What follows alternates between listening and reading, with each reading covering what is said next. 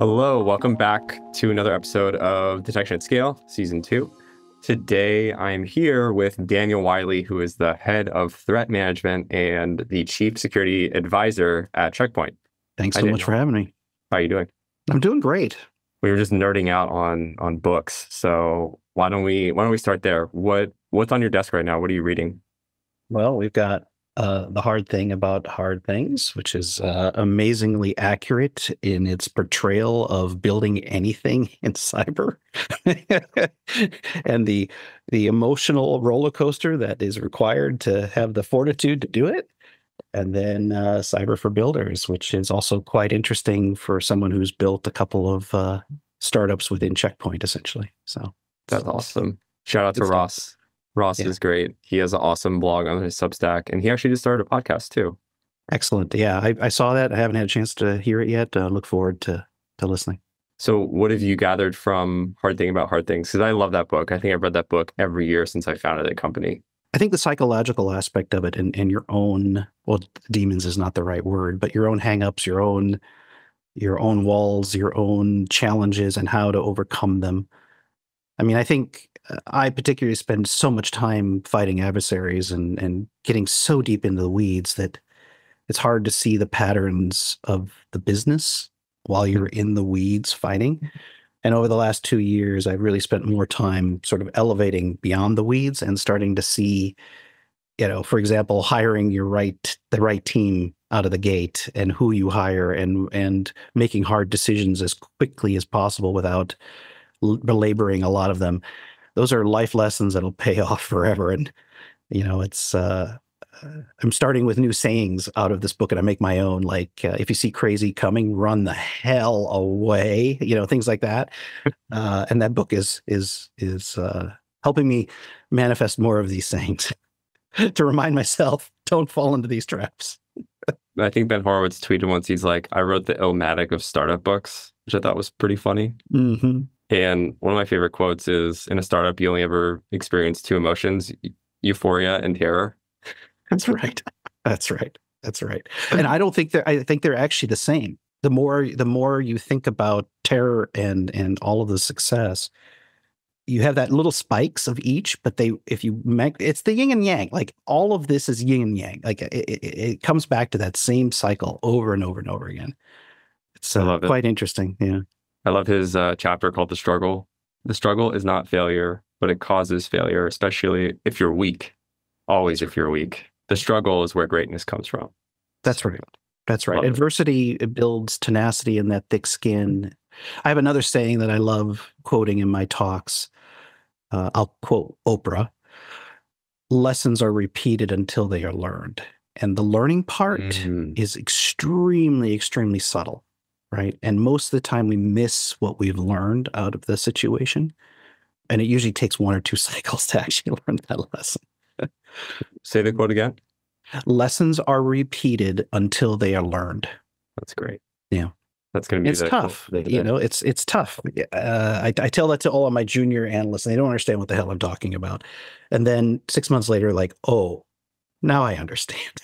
So tell us a little bit about what you work on at Checkpoint. So you mentioned that you've gone through the startup process internally a few times, and the book's been really inspiring. So tell us a little bit about your world at Checkpoint. So I've been here for about 12 and a half years. I've built 3 different, let's call them businesses inside of Checkpoint. First is our incident response business. When I started 12 years ago, IR was hot, right? It was the big thing. I started with myself, and then within a month of me starting, all the major DDoS attacks against the major banks started. I don't know if you remember 12 years ago, but I do. And I can tell you that I was the busiest I ever was, and I learned how to build an IR team from nothing.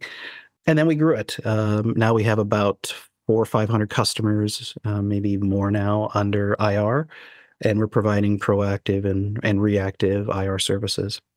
About 3 years ago, we started looking at the market and seeing a market shift where our customers kept saying, hey, we love your IR team. You did amazing things. Can you stick around? And we said, well, for $500 an hour, we'd be happy to. And then they laughed at us and we said, oh, maybe that's not the right price point.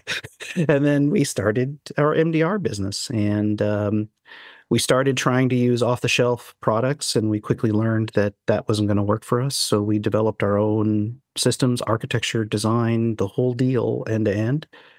And now we are approaching an equal number of MDR customers. I think we're around 400, 3 to 4, maybe 500 customers. I've lost track at this point. But the growth is what's so crazy about MDR. It is off the charts growing. And we can talk a little bit about that, especially for small and medium-sized business. And then the third thing is sort of an advanced team, I'll call it, or advanced consulting business. And that's really the one-offs, right? So the weird shit, threat actor, tracking, management, all of the threat hunting components, detailed compromise assessments, tabletop exercises, and the squirrely things, the things that don't fit into a normal sort of price list, but the things that people need help with. And that's what my team does. The topic of this podcast is always about detection at scale. And when you're an MDR, that's a really interesting version of scale, right? Like being able to repeat and go into businesses and have a playbook and run that. So when you think about helping and starting this process, like what have you developed over the years across this cohort of customers that's been really successful when it comes to like the IR playbook? Yeah. So the first thing I'll tell you is that most COTS solutions fail very, very quickly. If you're just going to throw everything in a DB and expect to do pivot tables and searches and hunts and all that, it ain't going to work, folks. You need to approach it from a different model. So we're actually quite proud of what we've built. We have edge analytics today within our MDR to be able to do detection and analytics as the messages are coming into the system. That was a critical component, being able to very, very quickly isolate the signal from the noise from everything that was coming in. And then having secondary, tertiary, 4, 5, 6 layers of additional detection capabilities, analytics capabilities with both human and systems sort of being able to accomplish that. And through that, we've also come to the conclusion that to do this at true scales, when we're talking about teras a second of data coming into the system, you have to make a lot of concessions, and you have to make some really hard decisions about what you really want to take a look at. What's also very interesting to us is that, we're not doing one customer, we're doing 400 to 500 customers, and that automatically changes your perception around how you're going to do detection at scale. Specifically, one of the biggest challenges we have is the telemetry that is being gathered is either really good or extremely, extremely, extremely bad. And when it's extremely bad, you don't have an offering with MDR. You need really good telemetry. So one of the very early decisions we made was the tech really matters on what's going to bring your telemetry into the stack. So if you're not running in modern EDR, or if you're not pushing the bounds of data collection on your DCs, or if you're not turning on your friggin' firewall rules, I know it sounds really stupid to say firewall rules, but it still matters because there are still attack vectors that firewalls matter. And my point on this is that most customers, the vast majority of them do not have the basics. I will repeat that. They do not have the ability to elevate themselves to a point where they can actually do detection at scale. And that's one of the points I kind of wanted to get across for everyone that's listening, is that if you're developing it within your own corporation, you're probably 10,000 light years away from the 99%. And the 99%, when I say it's bad, it is scary bad. What does basic even mean? Right? Like, what is your idea of the must-have? 3 things that I tell our small to medium-sized businesses. The very first is an advanced EDR. You would think that would be a known sort of quantity to start with. But what we're finding is so much tech debt that they're still running McAfee or Symantec from 10 years ago or 5 years ago, right? And it's still friggin' working. I don't know how, but it's working. And it doesn't provide them anything. Like literally nothing. Okay, so that's endpoint. The second one is advanced email protections. Again, you would think that this is something that's just baked in, but I'm still dealing with customers that have on-prem Exchange with Trend Micro, right, running on a gate on a pizza box. Like that's 10 years ago now, right? But that's acceptable. And then the third one is a gateway kind of product. And a gateway, I'll say, is anything on-prem or in the cloud that gives you some sort of perimeter capability, right? And I'm using the generic term here. I'm not talking about the traditional firewall on-prem. I'm talking about some sort of perimeter kind of capability, be it in the cloud or on-prem or even on a PC. Most customers do not have all of those three things, just those three things. Would you count an IDP like Okta as a gateway? Sure, absolutely. But I will tell you, most of my customers aren't running Okta.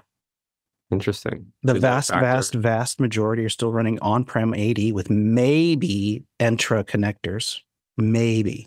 You think that's the majority of just business in general, like the cohort that you work with? Yes. I think the vast majority, the herd is in that camp.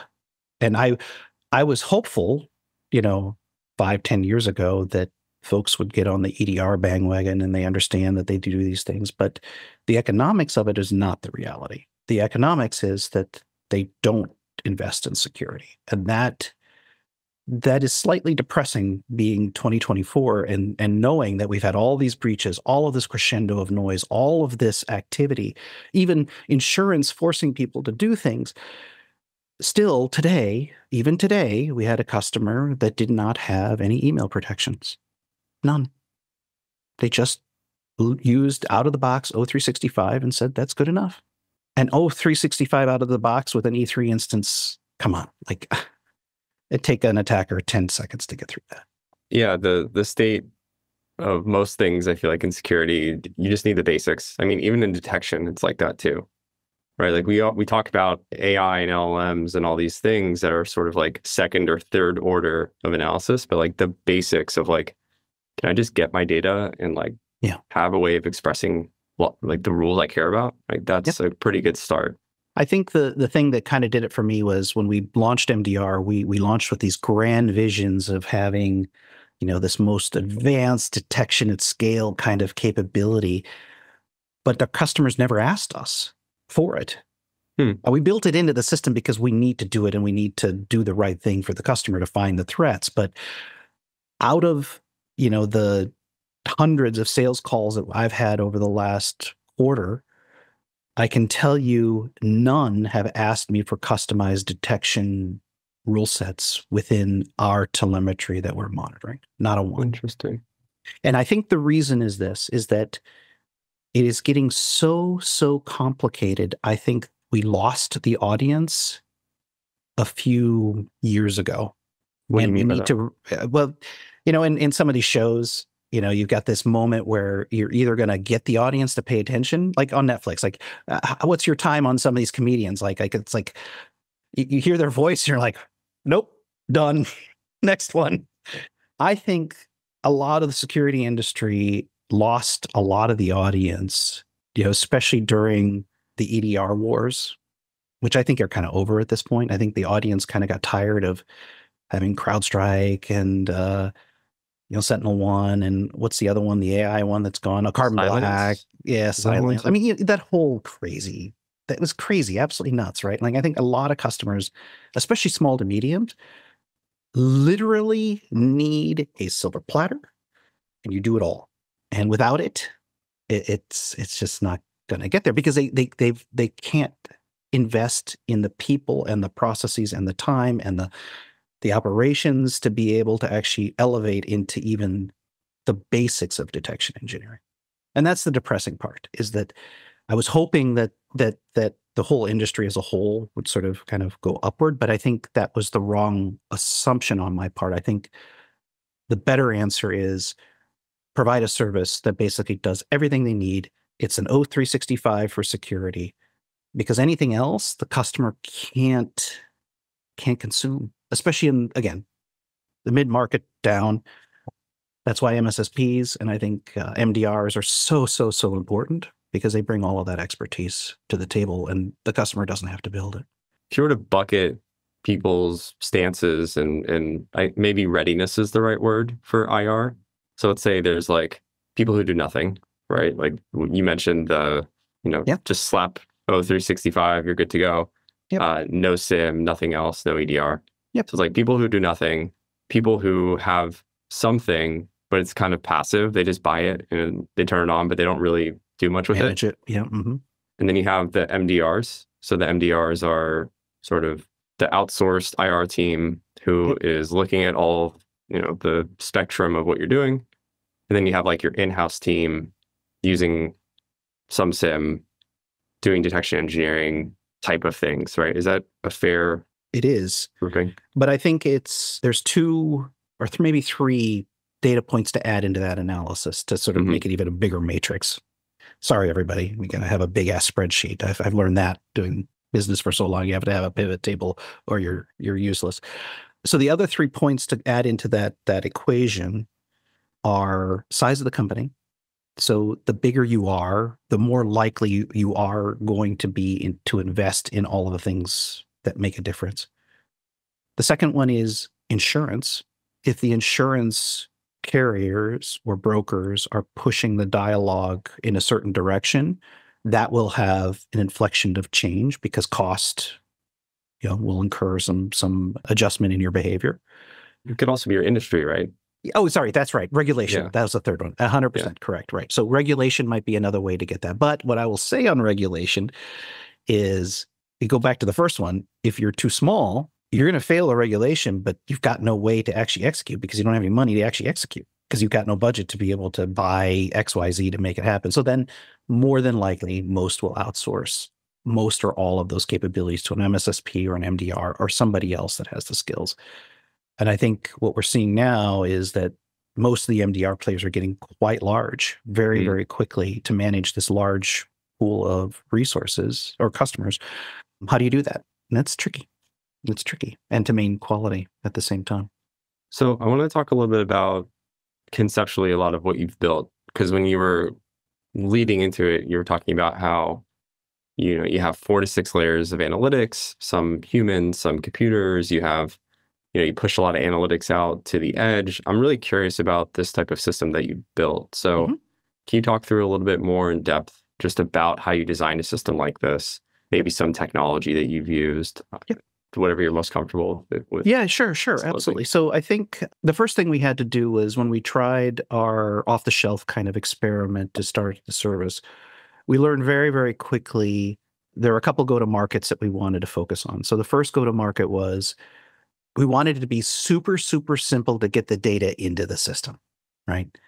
Because if you just think about the plumbing and how much time you take to actually get your plumbing right in detection or even response, it's huge, right? Like writing a connector to Microsoft Defender, if you've ever done that and you see that they rev the Defender API literally every 6 weeks, you want to shoot yourself in the foot over and over and over again because it keeps changing. So the first thing we said was, okay, let's look at this and see how do we connect all the dots. So we started with an API first approach to be able to connect all of the infrastructure.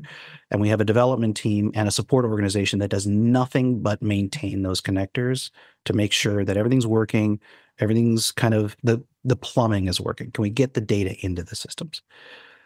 The second thing we did around the collecting of the data was we decided very early on that a common schema is important, but we also learned that it needed to be extremely malleable. No one schema fits the bill, guys. Like, I wish I could say OCSP or XYZ or Sentinel format or any of that. Wrong. You have to create your own, I think, in most of these cases. I mean, let me just say it differently. Take the best bits of all of them and work towards your own sort of schema model. The third thing is, back to the lessons repeated until they're learned bit. Every single message coming into the system has a statistical analysis around it, and it includes all alerts you've ever seen ever before, so you can understand what the statistical relevance of a message is. And that's based on analysts' comments, workflow components, playbook results, in threat intelligence. There's this whole engine about statistical analysis, and that's in real time, guys, right? So that's not on a database. That's literally as a message is coming in. We're doing all of this advanced analytics in a streaming engine to be able to determine what we should do with this message. And then it's after all of that, it's a very simple decision. Hey, is this something that we want to give to an analyst to look at or have a playbook run or any of that?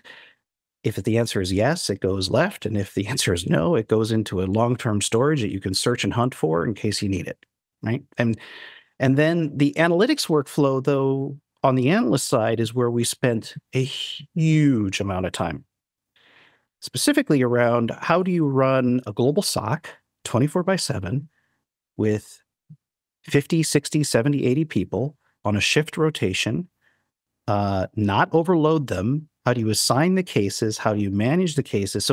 So forget about the hunting. I'm not even to detection or hunting or anything yet. I'm just talking about case management. Nobody wants to put this in Jira. Nobody wants to put this in ServiceNow. Nobody wants to put it into a ticketing system like that because that's not what analysts are doing. They're literally have a console that's like a video game in some ways. And we designed it with that kind of model because it's a high frequency trading platform, essentially, because we're moving that many messages and that many analyses, and we have this much communication with our customers. It's, that scene from Men in Black with the guy with the mail. That's what my analysts are like. They're just constantly throwing the mail around. And then we start talking about the more advanced topics. So once you get a case into the work system, we then have a tier 1 analyst take a look at it. If it's a simple message or a simple case that's been correlated, and when they get the case, guys, it's not like it's just one message. It's all the statistical analysis ever of that customer. It's all the case notes of the customer. It's all of the requests that the customer has, and it's all put in the case and automated for the analyst. So ultimately, the analyst can make a very, very quick judgment call. I want within 1 minute to say, is this something we really want to spend some time on? Or is this the same shit we've seen 1,100 times? It has zero impact to the security of the environment. If it doesn't, get rid of it. If it does, that's when the magic happens, right? So we're just doing the filter, guys, right? It's just a funnel, and we're trying to get to the bottom. And once we're at the bottom, that's where some fun stuff happens, right? Now we've got all the integrations back into the products, and they run, and our playbooks run, and the hunting components run, and the analysts will put this in a VM if they need to, and if they need to break the glass, you bring the IR team, and the IR team uses all of the APIs that we have access to do full forensics, malware analysis, all of the advanced topics, and that all happens in less than a millisecond. Like the whole pipeline, we've got it down to sub-millisecond timelines to be able to go through all of that as quickly as humanly possible. And then if, we need to go back and look at the data, if you want to run secondary hunts across the data, we've got all the data stored in a data lake that allows you to be able to search and pivot and hunt and do whatever you want. And we're giving additional capabilities around notebooks, virtual notebooks, and having threat intelligence sources applied to it for the analyst to be able to use. And it's working, right? So we're doing hundreds of millions, trillions of logs a day. We're averaging about 100 and 150 cases per analyst per shift, and we're trying to manage that to make sure we don't overload them and making sure that we're doing the right thing by the customer. And so far, I think we've been doing a pretty good job. It's tricky to get it all right, and some days are worse than others, but most of the time, we're doing a really good job around this. And I'm pretty proud of the team and the response that we're seeing from our customers. So the way we test ourselves is, hey, when a customer has a pen test, do we detect it? And so far this year, we're hitting 100%, which that's an amazing metric for me. And that's across any of the technologies that we support, checkpoint or non-checkpoint, email gateway, endpoint, all of that. And we're able to put it all together. It's pretty cool. Wow, that was a great walkthrough. I took so many notes. Now that's high level, guys. Like, yeah, if you really want to dive into this thing, one of the proudest moments I had, for anyone who knows Gil Shwed is the CEO of Checkpoint. One of his key KPIs to the street is operational margins, and Checkpoint loves to sit in the 70 to 80% range, which is, I think, the highest in all software industries, like all, not security, but like, right? So when we approached him and we said, so Gil, we're looking at our P&L, we're looking at our budget, we're looking at all of the costs, and we looked at the spreadsheet, and he's like, what's this number? It's like 0.1%. And he said, yeah, that's our cloud costs. He's like, how'd you do that? I said, well, I threw the book out. We changed the model. We are approaching the models of edge-based processing, streaming, data lakes, non-traditional database storage, non-traditional analytics, and that's what we've built. And he was pretty happy with that when he saw the costs being 0.1% of my total budget or whatever it was. That's interesting. Let's talk about that a little bit deeper. So a lot of the times in streaming, you have certain limitations around correlations. So how have you worked around that? Massive horizontal scaling of microservices. So every message coming in, we spin up a tiny microscopic virtual machine, Firecracker, right? Sounds like Lambda. No. Isn't Lambda based on Firecracker? It is, but we're not using it. It's too expensive. Yeah, I know, but I'm saying like conceptually, it's like very similar to the idea of a Lambda function. So we're using EC2 instances, and we have some cool stuff that we're working on that we will put out there in a patent or two. But just call them tiny little virtual machines that keep state between them. And they keep, say, 20 to 30 days of state. That gives them the ability to be able to query extremely fast in memory, to be able to do very, very fast analytics and correlation or enrichments or whatever we need to do. So all of our threat intelligence databases are local. So they're extremely fast and memcaches and things like that. And there's no delay, right? Everything is pretty much instantaneous. And when you massively horizontally scale all of your analytics and you have a bus that coordinates between them, Kafka-like, but not Kafka because it's too fat too. It gives you the ability to do that. Super interesting. So then an example, you would have a correlation rule looking for some atomic thing, and then you look in the cache to say, oh, did this happen last week or today or something? You're not pulling from the data lake, you're just pulling it from... The data lake's too slow. If it's microsecond, if it's sub-microsecond, we're cool. If it's microsecond or 5, 6, 10 microseconds to get a response, it's too slow. Interesting. And then... But if you do it massively horizontally, you get a lot more scale out of it.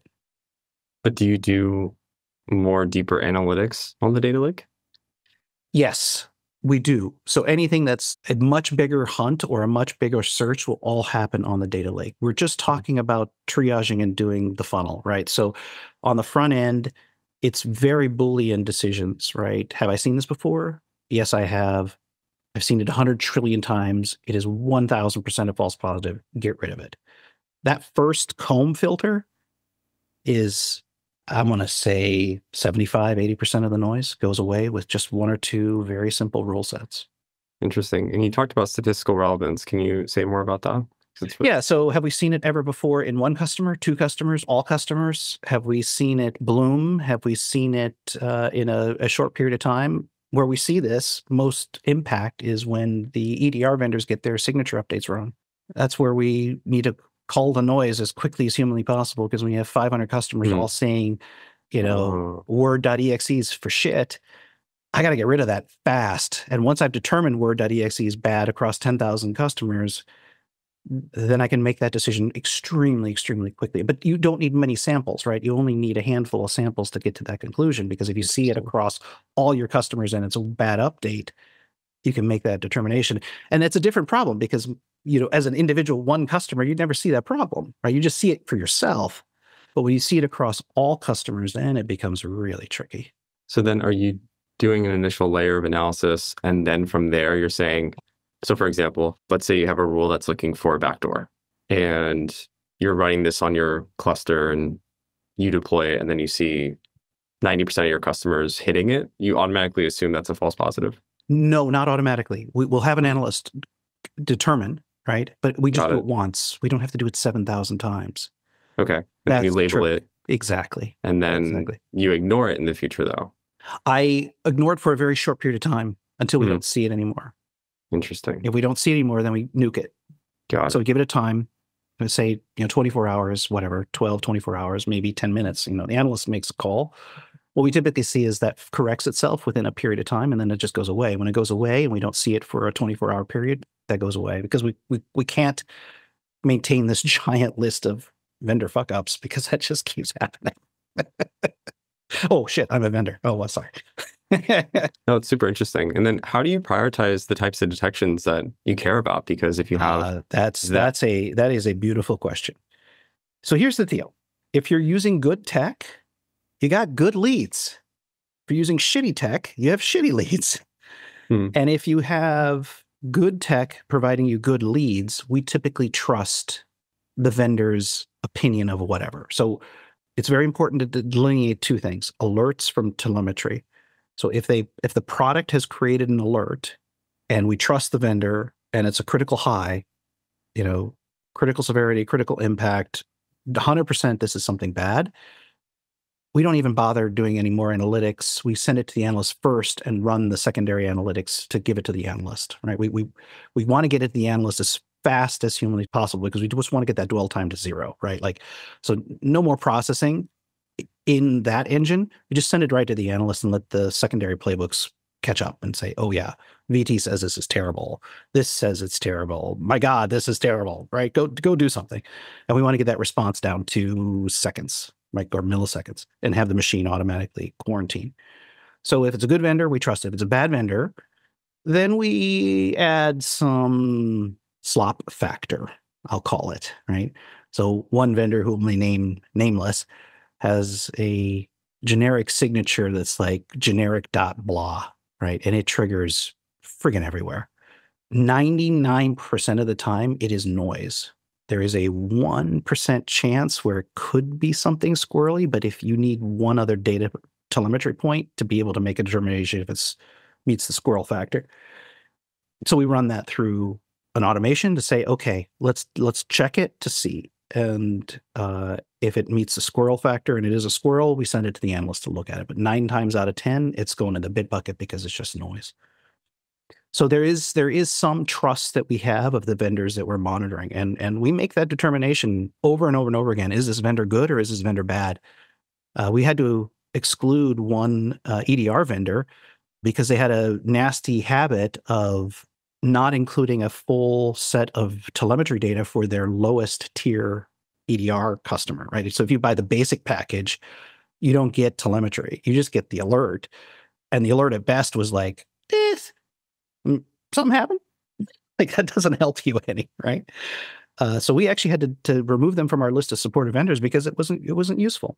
It absolutely wasn't useful. And communicate to the customer, and then they change your EDR vendor to something that actually gives you something.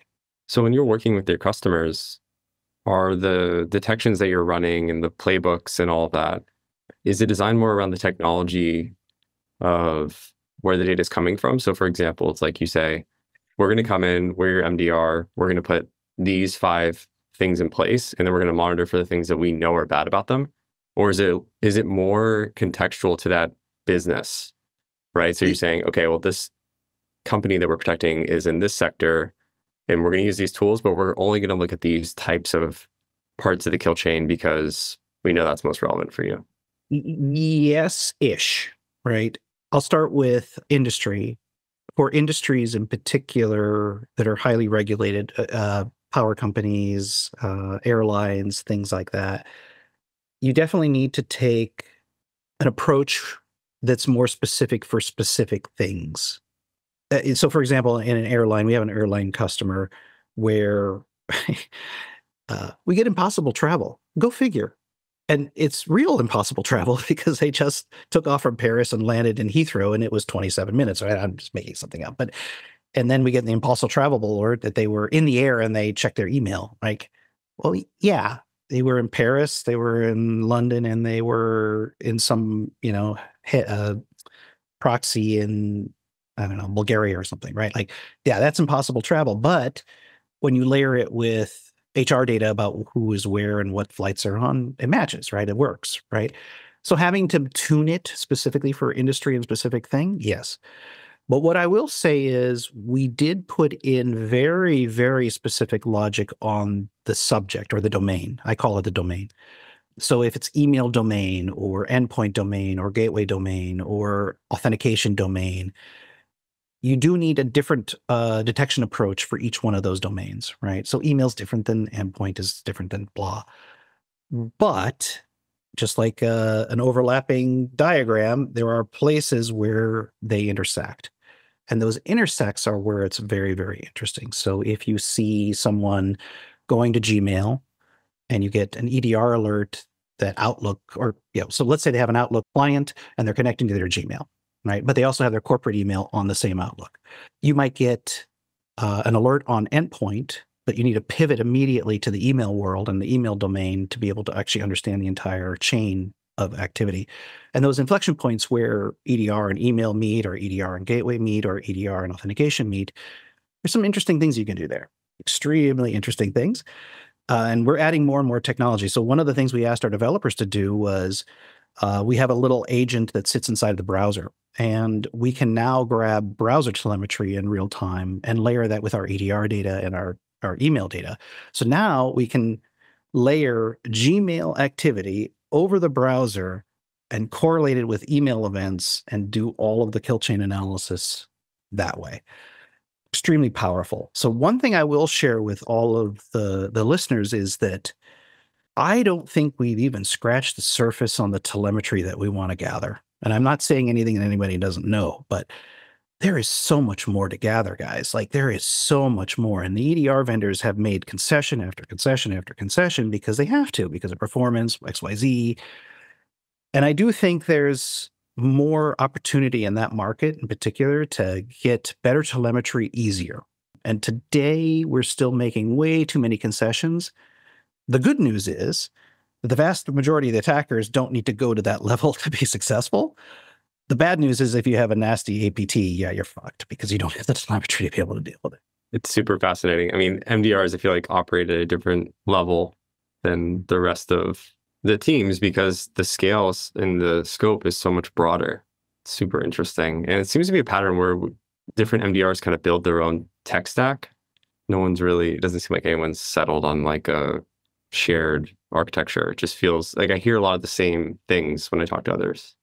Yeah, I think it's because it's more necessity than anything, because we have to have a margin that we operate to. And those margins quickly evaporate when you go talk to Splunk. Mm-hmm. They disappear when you go talk to Elastic. They disappear when you go talk to any of the big players. You actually have to go down to the lowest common denominator, which is storage, and work your way up. Interesting. Speaking of vendors. Yeah. Why don't we talk about what happened in the last 24 hours? So this podcast will come out in a week or so, but I'm referring to the mergers and acquisitions that we saw yesterday with various SIMs. Super interesting, isn't it?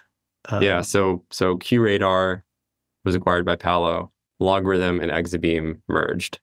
What do you think the significance of these events are in the industry? What is it saying? I think two things are sort of happening, and Palo Alto and Checkpoint and Fortinet and Cisco have been saying basically the same thing. The platformication, I don't know what word. It's terrible. Consolidation. It's terrible hybrid of words that somehow make sense after you say them 100,000 times an hour on Wikipedia. But it's really moving towards a platform play, a consolidation play, and all of those sort of marketing and market directions. I really do see that a lot of our customers are saying very similar things. On the small to mediums, I'll be very blunt. No one's buying a SIM. Just not. It's not. When I told you how bad it was, I don't think they're going leading with SIM, right? They're leading with like endpoint, right? But as you move up market, we're seeing a couple trends. Trend number one is Microsoft Sentinel's eating everybody's lunch. For sure. Like, no question in my mind, when you make it free part of the ecosystem inside of Microsoft, or free-ish, or freemium, or part of your package, or you get a giant discount, or it's the easiest route to market to be able to get a SIM because you're already inside of Azure, it certainly makes a lot of sense for the vast majority of customers. And Microsoft at a whim could change their pricing models on 3 technologies literally overnight and decimate the entire security industry. First one is SIM, second one is endpoint, and number 3 is email. If they just included all of those components basically for free or next to nothing, that whole industry's gone. Well, at least for the subset of customers in that ecosystem. But the subset is everybody, because everybody is using Exchange or I mean, 365. Everybody. Like there's like a fraction of a percent not using, 365. yeah, probably if you look at like every business, right? Just because of the origins of Exchange Yep. being so central. Yeah. But again, that's sort of, the doomsay, and Microsoft wants to make money, so they're not going to do that anytime soon, and they wouldn't screw the entire ecosystem overnight because even they can't handle the volume of what I'm talking about. But my point, though, is still valid. I think the security industry as a whole is looking at that and saying, oh, shit, when the big boys decide to level up, we have to level up too. And we need to be prepared either a couple ways. You can buy market share, which I think that's the Palo Alto play with IBM. I think there's some synergies there. The AI synergy is interesting. Okay, you get to use Watson. Wonderful. It's just another AI. Great. And for now, everybody just has just another AI, right? Like we're already to the point where it's commoditized, like literally in 6 weeks. Okay, whatever. It's just another model until it really becomes economically viable. I think the whole AI thing is still, I think we're all just trying to figure out what the hell this thing does. But the market share is the big deal. And I think Exabeam and Logarithm in particular, with the Gartner Magic Quadrant coming out just recently, that wasn't great for a lot of players. You can see that a lot of concessions have to be made to be able to get up market. And I think some of those concessions were made in the last 24, 48 hours. I mean, the consolidation and the platform creation is a pattern that's been happening for the last 2 years, right? You saw it even very early with CrowdStrike and Sentinel acquiring Humio and Scalar. That was kind of the beginning of it. Yeah. And then you saw more acquisitions, and Palo is obviously continuing to acquire a lot of other businesses to take customers, improve their market, and same with Logarithm and Exabeam. But there's just kind of this interesting divide happening as well, where you have the builders, like, and they're out there, right? To your point, it's not the majority of the market, but the majority of the market has different requirements, right? So what do you think is going to happen in the next 5-ish years as we go deeper into things like AI, as detection engineering becomes more prevalent? Like, do you think it's going to become more prevalent? Like, I think it's going to be baked in. Let me qualify what I mean by that. So first of all, the good news is, for the time being, detection engineers don't need to go look for a new career, right? Like the good news. But I do think that more and more of the basics, if you will, simple correlation, threat intelligence overlay, process investigations. I mean, the simple stuff, like not the really, really, really hairy stuff. That's all going to get baked in. It's all going to be basics that'll just be there. Now, I'm not saying it's going to be the way you would do it or I would do it. It'll be what the vendors want. Will it be good enough? More than likely, because the EDR vendors are already kind of there. They just need to go a little further with telemetry and analytics and capabilities. So they'll just slowly eat that tail. But I do think the place where I think detection engineers are going to be spending a lot of time, is training the models and training the education of the AI engines to look for the patterns that we would look for, right? The crazy Ivan stuff, I call it, like the stuff that you wouldn't automatically assume, right? I don't know about you, but I hang out with some super nerds. Some of them are like memory forensics experts, like doing like bit level analysis in memory dumps and stuff like that. AI would be great for some of that, but they don't know when something doesn't feel right. And I think that's the part where if we can articulate it correctly to the machines, we'll make our lives so much easier because the scale is so big, right? The humans can only do very, very complicated tasks for a very short period of time because your brains just even Einstein and all of the other great giant brains of our time, it's not consistent. It is spikes and you have to sleep, and it's spikes and you have to sleep. And my point is, if you can distill the logic that you've created or you have in your brain into AI engines, that's where we're going to see a lot of time spent this next year. And it doesn't mean that you're going to lose your job, because I think there's an infinite number of permutations for detections, right? It's an infant number. But AI can definitely help us make the laborious things much, much, much easier. So you'll get to spend your time on the things that are the most difficult. Now, the problem with it is 9 times out of 10, you're going to fail because it's the most difficult. Like, yeah. Again, I don't know how many of you are doing ROP command analysis, but you're going to be going into ROP commands and looking at, CPU microcode to be able to detect some of the stuff that we're dealing with. I'm excited about that future, by the way. I am too, but how many of your listeners have been doing machine language, learn machine language? I haven't. Talk about laborious and difficult, right? Like it's there's a whole team inside of Checkpoint that does driver optimizations inside of our gateways, right? And those guys are doing machine level analysis on things. And it's hard, right? Like doing bytecode and microcode and the things at CPU level, it's difficult. It's hard. Well, Daniel, I want to wrap the show up with 3 pieces of advice for those listening in, particularly for those who do detection engineering and incident response. So you've had a really amazing career. What knowledge can you drop on us? I know it sounds sort of trite, but don't stop learning. The biggest career move for me was constantly reading, constantly inputting as much data as possible. For another time, the way I started this career, Vince Cerf basically tapped me on the shoulder. If you guys know who Vince Cerf is, I hope you do. If you don't, Google him. You're using him right now. TCP/IP guy. He wrote it. He tapped me on the shoulder and he saw what I was doing. He said, "Are you interested in security?" And I said, "Sure." And he said, "Okay, go learn these things and then get back to me, and then you can be a security person." That was how I started my career. My point, though, is even he said, "Go learn it. Go do it. Don't stop learning and doing and trying and hacking and questioning, and just keep going down that path, because that's the best skill you will ever have, is just questioning. Don't accept it. Just learn it." The next thing I will say is, I think over time, it gets really hard to do this job for a long period of time. I'm at my 30th year. I've been doing this for 30 years now. And if you don't take care of yourself physically and mentally, you will implode. And take it from somebody who's been doing this for 30 years.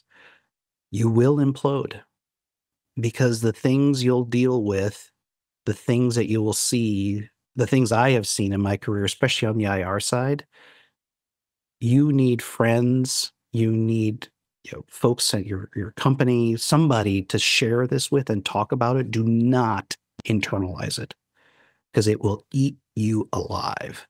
So take care of yourself, like take care of your person and take care of the people around you. If you got folks reporting to you, take care of them. Make sure you're dedicated to making sure everybody's okay. Because that's the only way you get through some of this shit. Like when you work your own, like a child porn case, or if you're dealing with a hostage situation, or if you're dealing with nation state actors, and I literally was on a call where we had a Ukrainian customer. Bombs were, going off in the background. They didn't know if they were going to be dead or alive in 24 hours. And they were literally de-racking all of their equipment and getting out of town. That stuff impacts you. You just don't know it at the moment, because it's a high, like it's the highest of highs. Just be ready for the lowest of lows, because they come. They come. So just take care of yourself.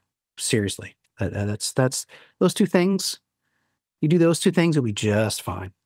Those are my 2 pieces of advice. So not 3. I'll give you 2. I think those 2 were plenty. I appreciate it. Daniel, thanks so much for coming on the show. It was great chatting with you. Anything to plug? Anything going on in your world that you want to tell? Hey, I mean, if you need an IR team or an MDR team, give Checkpoint MDR and IR a call. You can go to our Not website sponsored. and click the. Yeah, sorry, I'm just going around with you a little bit. But if you click under attack, we're there for you guys. Like, there's a lot of people to go help you. Please feel free to reach out to any of the vendors at the end of the day, because we're all willing to help. So even the shameless plug. Look, more people want to help than not. So don't be afraid to ask for help. Awesome. Thank you so much, Daniel. I learned so much from you in this podcast, and I hope those listening enjoyed it as well. We'll see you all next time. See ya.